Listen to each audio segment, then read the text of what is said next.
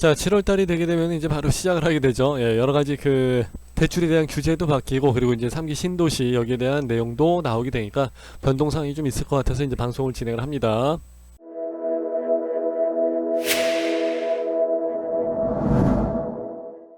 자, 그동안 그 입지 분석이라든가 어떤 그 분양 현장에 대해서만 진행을 했었고, 3기 신도시 같은 거에 대해서 원래 잘 진행을 하지 않았었는데, 이제 거기에 대해서는 이유가 있었던 게, 청약에 대한 조건이나 이런 것들은 뭐 저보다 더 잘 아시는 분들이 많이 계시기 때문에 이제 그런 부분도 있었고, 계속해서 그 정치권의 입맛에 따라서 그 청약 그 제도는 계속해서 바뀌었어요. 그렇기 때문에 그걸 가지고 이야기한다는 게 조금 무의미할 수도 있지 않을까. 나중에 또 3기 신도시에서 이제 뭐 사전 청약 들어갔다가 뭐 본 청약 들어갈 때까지 기간이 있으니까 그때 가서 뭐 이렇게 해서 바뀌었다, 뭐 저렇게 해서 바뀌었다, 이런 식으로 해서 바뀌어져 버리게 될 가능성이 좀 있기 때문에 그런 부분이 있었고, 그러다 보니까 지금까지 한 20년 가까이 오면서 뭐 한 130번 정도 바뀌었다고 이야기를 합니다. 그렇기 때문에 참 그렇죠. 예. 근데 그렇다고 또 안 할 수도 없고, 일단은 3기 신도시를 한번 여러분들과 같이 한번 보도록 하겠습니다. 네이버 검색창에 들어가서 이제 3기 신도시라고 해서 검색을 하시게 되면 이제 자 22년도까지 해서 수도권에 37만 호를 건설을 하겠다, 공급을 하겠다라는 내용들이 이제 여기 나와 있는데, 그건 사실 좀 어려운 내용이고요. 내가 보기엔 조금 힘들어지지 않을까 생각합니다. 그리고 이제 7월서부터 이제 사전 청약을 시작을 하는데 인천 계양이 제일 먼저 시작을 하도록 되어 있습니다. 자, 일단은 그 서민 주거 안정을 위해서 이제 공급을 한다는 얘기인데, 그 공급을 계속해서 이제 정부에서는 진행해 줄 테니까 여기에 막 그 시장 흐름에 막 맞춰갖고 부안 내동하면서 그 좀 반응을 심하게 할 필요는 없지 않냐, 이제 그런 얘기를 하고 싶었던 것 같아요. 그래서 정부 입장에서는 어느 정도 공급에 대한 사인을 주고 싶었던 부분인데, 7,000호하고 14,000호가 진행이 됩니다. 그래서 이번에는 인천 계양 여기를 먼저 해서 진행을 한다고 하는데, 그래서 정부 입장에서는 가장 첫 바다죠. 예, 첫 바다로 해서 진행이 되는 데고, 그리고 여기가 이제 좀 포장이 좀 잘 돼야 될 필요성이 좀 있죠. 예, 포장도 좀 잘 돼야 되고, 예, 매스컴도 아무래도 많이 탈 수밖에 없고, 이제 이런 상황이 되어가고 있습니다. 그래서 인천 계양에서는 많은 사람들이 일단은 제일 첫 번째 청약이기 때문에 청약을 지원을 하지 않을까, 이제 이렇게 생각이 되고요. 절차를 보시게 되면 사실 이제 뭐 지구 지정이랑 계획 수립이랑 뭐 착공, 그리고 이제 입주하고 뭐 마무리까지 해서 끝나는 과정이라 뭐 이거 자체는 간단한데, 사실 지금 여기에 대한 그 계획 내용들을 하나씩 해서 보게 되면은 인천 계양을 제일 먼저 시작을 하게 되니까 여기서부터 한번 볼까요?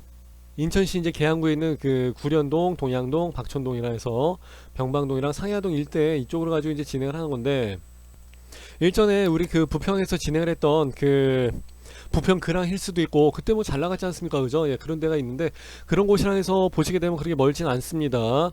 그때는 여기 쪽이었었는데, 여기서 이제 지도로에서 이제 좀 더 가까이에서 이제 보시게 되면은 여기 지하철 7호선 들어가는 라인 있죠. 여기 이제 상동역에서는 이제 좀 더 많이 위쪽이에요. 그래서 7호선까지 갖다 붙이기는 좀 쉽지는 않을 것 같고, 여기 이제 보시게 되면은 120번 도로 있죠. 부천 IC랑 이제 서문 JC 분기점에서 이제 빠져나갔을 때, 서문 분기점으로 해서 이제 빠져나가게 되면은 이제 계양 IC 나와 있고, 이제 이쪽에서 예, 차로 접근을 할 수 있는 거리는 좀 괜찮은 것 같습니다.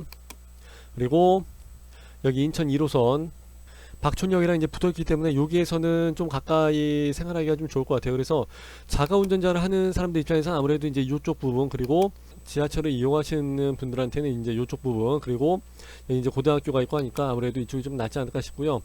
아이들이 있는 쪽에서는 아무래도 이제 이쪽 블록으로 해서 많이 선호를 하게 될 것 같습니다.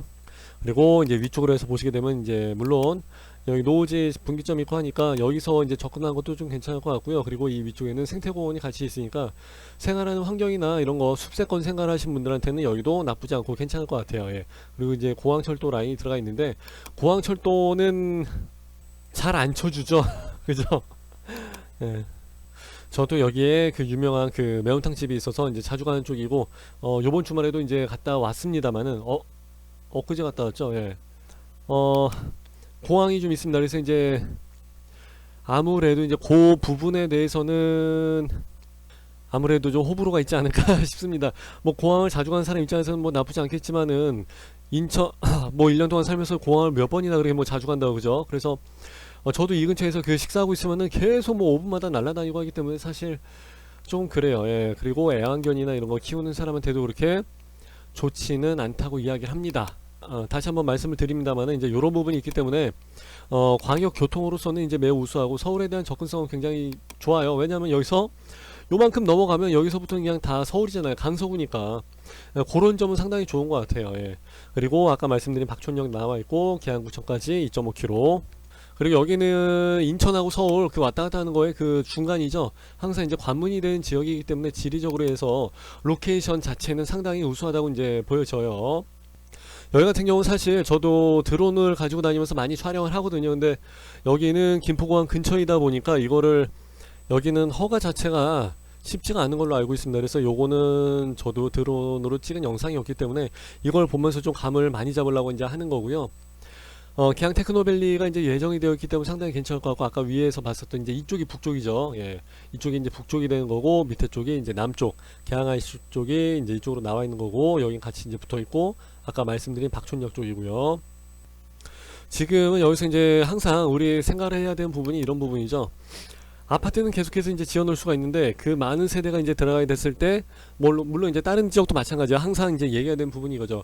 교통은 어떻게 할 건데 거기에 대한 부분이 아무래도 계속해서 문제점으로 얘기가 되지 않을까 이제 그렇게 생각하는 거고, 지하철이 붙어 있는 걸로 봐서는 그냥 인천 1호선 하나 붙어 있는데 그거 가지고서는 사실 서울로 간다고 한다는 것도 좀 많이 어렵죠. 그죠? 사람들이 여기서 다 서울로 가든지 인천으로 가든지 하는 사람들인데 바로 연결이 되는 라인이 없이 그냥 바로 인천 1호선에서 갈아타서 뭐 지하철 1호선으로 해서 갈아탄다든지 아니면 더 내려가서 7호선으로 갈아타야 된다든지 하는 부분이 조금 핸디캡이 되지 않을까 이제 그렇게 생각합니다.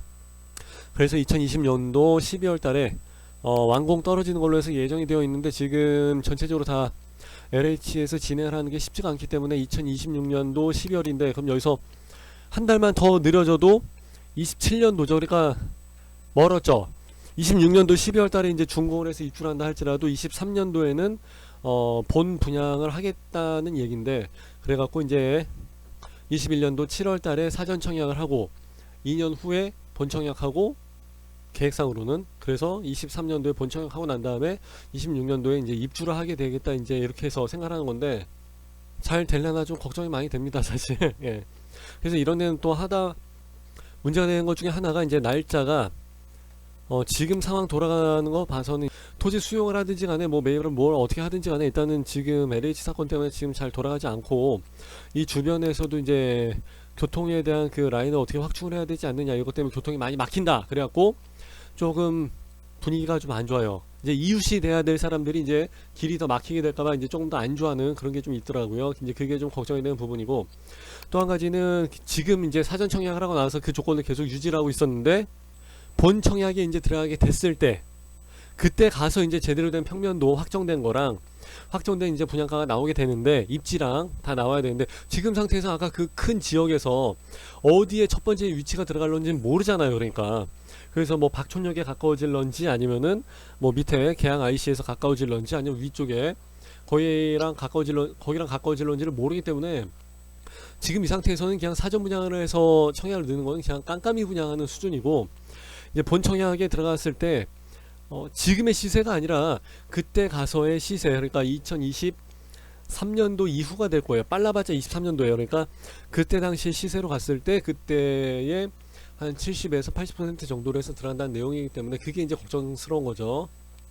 지금에서 하는 게 낫지. 그럼 어차피 지금 시세에서도 어차피 뭐 분상제라든가 고분양가 관리 정책에 의해서 지금은 주변의 시세보다도 훨씬 더 저렴한 가격으로 나오고 있거든요. 이미 그렇게 해서 나오고 있잖아. 그러니까 굳이 지금 3기 신도시만을 꼭 기다려야 될 이유는 없는 거죠.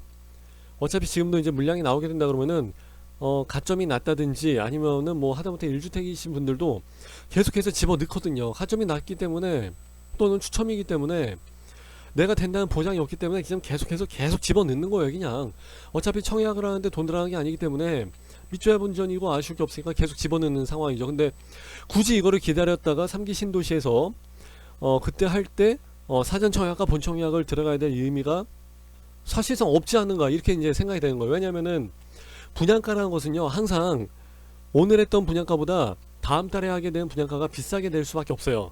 그건 원래 그래요. 어쩔 수 없어요. 물가 상승률이 있고 공시가가 상승이 되는 부분이 있고 그리고 최저임금이 올라가는 부분이 있고 하기 때문에 계속해서 올라갑니다. 분양가는요. 지금처럼 분상제 걸리지 않는 이상 대외적인 어떤 정치적인 변수가 걸리지 않는 이상은 무조건 비싸게 나옵니다. 지금처럼 분상제가 시행된다는 그런 정치적인 함수가 들어가지 않는 이상은 이렇게 해서 싸게 나올 수 있는 경우는 없어요. 그렇기 때문에 2023년도에 만일에 분양을 한다 그러면 그 분양가는 아마 지금 여러분이 생각하시는 분양가보다는 상당히 비싸게 나오게 될 거예요. 그 시세에서 70 내지 80% 선으로 해서 들어가는 거기 때문에 굳이 그때 청약을 할 거를 내가 지금 안 하고 기다리고 있어야 될 이유는 없다는 거죠. 그래서 일단은 제가 항상 말씀을 드립니다만은 내 집 마련을 하실 때는 일단은 최대한 빨리 먼저 한 번이라도 먼저 더 청약을 먼저 넣으시고 예, 그런 다음에 뭐 떨어지고 했을 때 이제 이런 데다가 이제 보험 처리하는 개념으로 해서 들어가시는 게 낫지 않을까 이렇게 생각을 합니다.